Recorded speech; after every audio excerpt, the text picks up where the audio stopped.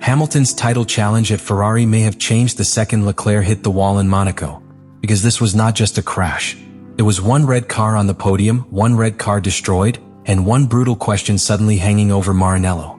Is Ferrari now building a title fight around Hamilton's confidence, or Leclerc's warning? Because Lewis finished second in Monaco and proved the SF-26 can fight at the front. But Charles crashed at home and exposed a brake problem Ferrari can no longer ignore. That is what makes this explosive.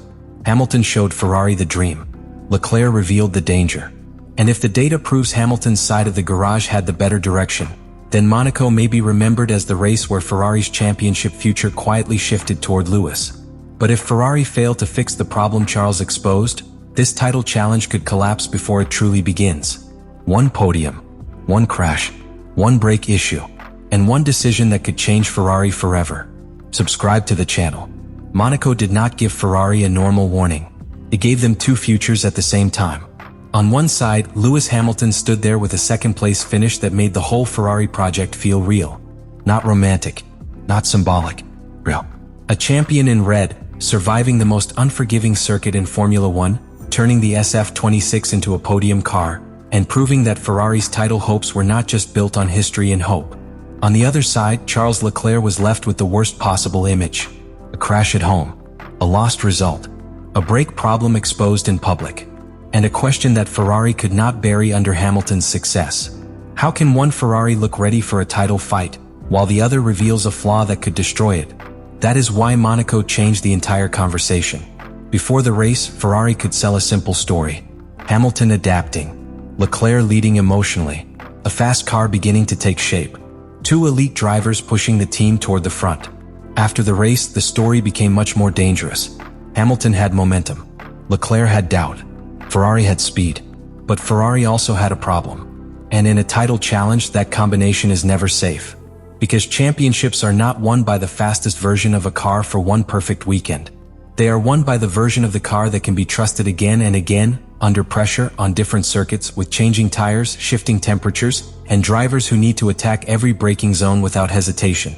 That is what Hamilton's Monaco podium suggested Ferrari might finally have. But Leclerc's crash suggested they do not have it for everyone yet. And that difference matters more than the result sheet can show.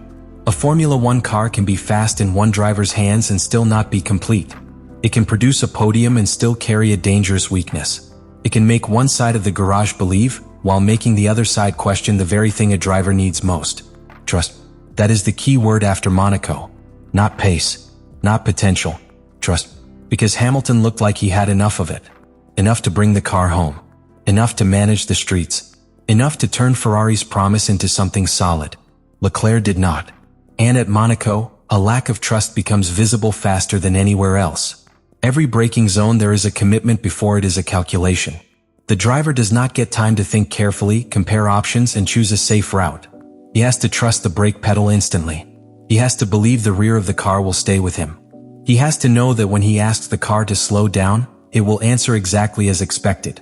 Not nearly. Not usually. Exactly.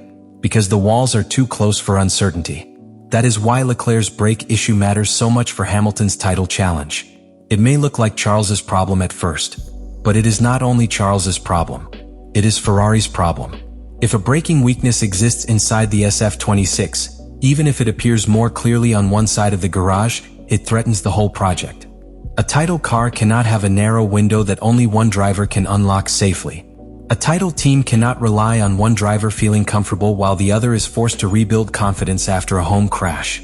That is how title challenges begin to crack. Not always through one obvious disaster. Sometimes through imbalance. One driver gains rhythm. The other asks for answers. One setup direction becomes stronger. The other becomes questioned. One podium becomes proof. One crash becomes pressure. And suddenly, Ferrari are not just fighting rivals. They are fighting their own internal story. That is what makes Hamilton's position so fascinating now. His second place was huge. It proved he could deliver in red at one of the toughest circuits on the calendar. It proved the car can be competitive. It gave Ferrari engineers something to believe in, something to study, and maybe even something to build around. But every good result gives a driver more influence. That is Formula One. The stopwatch gives power. The data gives power. The result gives power. Hamilton now has all three working for him. If his side of the garage had the more stable brake direction, then his influence becomes even stronger. His feedback becomes more than opinion. His configuration becomes evidence. His podium becomes a possible blueprint for the future of Ferrari's title push. That could be brilliant for Ferrari. It could give them direction. It could speed up development. It could allow Hamilton's experience to help turn the SF-26 from a promising car into a true championship weapon. But it also creates a risk, because Charles Leclerc cannot be made to feel like the team's future is being decided without him. That would be dangerous. Leclerc is not a random second driver in this story. He is the driver Ferrari fans have watched suffer, fight, hope, and carry the dream through seasons where the car was not enough. He is emotionally tied to Maranello. He is tied to the idea that Ferrari's return to the top should include him, not happen around him. And Monaco was supposed to strengthen that idea. Instead, it threatened it. That is the emotional damage behind the crash. It was not only the points. It was not only the broken car. It was not only another painful Monaco chapter. It was the timing. Hamilton delivered when Ferrari needed proof. Leclerc crashed when he needed redemption. That contrast can change how a team feels inside, even if nobody says it publicly. Because in the garage, everything is compared. Brake traces, sector times, tire temperatures, energy recovery, corner entry speed, driver comments, setup preferences, long-run pace, qualifying confidence. Nothing is isolated. So when Hamilton finishes second and Leclerc points to a brake problem after crashing, Ferrari cannot simply move on with two separate stories. They have to connect them. Why did one side work better? Was it the brake configuration? Was it Hamilton's adaptation? Was it Leclerc's setup choice? Was it the way the systems interacted under pressure? Was it a problem that had already been visible but not fixed quickly enough? These are not small questions. They are title questions. Because a championship fight does not allow repeated uncertainty. The rivals will not wait while Ferrari figures out whether the car is trustworthy. They will not pause while Leclerc rebuilds confidence. They will not slow down while Hamilton's side of the garage becomes the reference point and Ferrari tries to keep the emotional balance intact. Every unresolved weakness becomes a target. And braking is one of the worst weaknesses to leave unresolved. A driver can sometimes drive around a lack of straight-line speed. He can sometimes adapt to understeer. He can manage tire wear with discipline. He can even survive a car that feels difficult in one type of corner. But if he does not trust the brakes, everything becomes contaminated. The braking zone is where bravery becomes measurable. Brake late and you gain time. Brake too early and the lap disappears. Brake with doubt, and the car feels slower before the stopwatch even proves it. That is why Ferrari cannot treat Leclerc's crash as a closed event. The crash happened once. The doubt can happen again. And if the doubt happens again, Hamilton's title momentum could become complicated too. Because a team fighting for championships needs both cars taking points from rivals, applying strategy pressure, gathering data, and keeping development balanced. Even if one driver becomes the stronger title candidate, the other driver still has to be fully operational. If Leclerc loses trust, Ferrari loses more than one result. They lose a weapon. And Hamilton, for all his brilliance, cannot build a Ferrari title campaign alone if the team around him becomes politically unstable. That is the piece many people miss. Hamilton gaining influence is good for Ferrari only if it strengthens the whole team. If his rise makes Leclerc feel isolated, the benefit becomes dangerous. A team can be lifted by a champion. It can also be distorted by one, if the environment is not managed carefully. Ferrari must avoid that. They need Hamilton's experience. They need his calm. They need his feedback. They need the direction his podium may have revealed. But they also need Leclerc's speed, his commitment, his relationship with Ferrari, his ability to be devastating over one lap when the car gives him confidence, his emotional connection with a fan base that still sees him as central to the dream. A title challenge needs that combined force. It cannot become Lewis versus Charles inside a red garage that is already under pressure from the outside world. That is why Monaco may be remembered as a turning point. Not because it gave Ferrari all the answers, because it exposed the question. What happens when the clearest path forward appears to come from Hamilton's side, while the loudest warning comes from Leclerc's side? That is a difficult question because both sides may be right. Hamilton's side may have found a direction that makes the car more stable, more repeatable, and more usable under pressure. Leclerc's side may have revealed that the old direction was not safe enough, not predictable enough, not acceptable for a driver trying to fight at the front. Those two truths do not cancel each other. They complete the picture. And if Ferrari are smart, they will use both. They will take Hamilton's podium as proof of the car's potential. They will take Leclerc's crash as proof of the car's vulnerability. They will study the brake configurations, understand the differences, and build a solution that does not belong to one driver but to the team.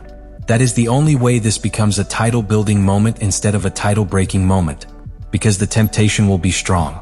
The easy story is that Hamilton adapted, Leclerc struggled, and Ferrari should follow Lewis. The emotional story is that Charles was hurt by a known issue, and Ferrari must protect him. But the championship story is more precise. Ferrari must follow the evidence, then make the solution work for both. That is how elite teams operate. Not by choosing comfort, by choosing clarity. And clarity is what Ferrari now need more than anything. They need to know whether the brake issue was linked to configuration, hardware, calibration, energy recovery, or the way the rear of the car behaved when Leclerc was already committed. They need to know why Hamilton's car looked more secure. They need to know whether the fix costs performance, and if it does, whether the cost is worth the confidence gained. That last part matters. Sometimes teams chase the sharpest possible car because the stopwatch rewards aggression. But a sharp car can also be unforgiving. It can produce brilliant pace when the driver is perfectly aligned with it, then punish the smallest uncertainty when conditions change. A title car must be more than sharp. It must be repeatable. It must give the driver a stable platform when the race becomes messy.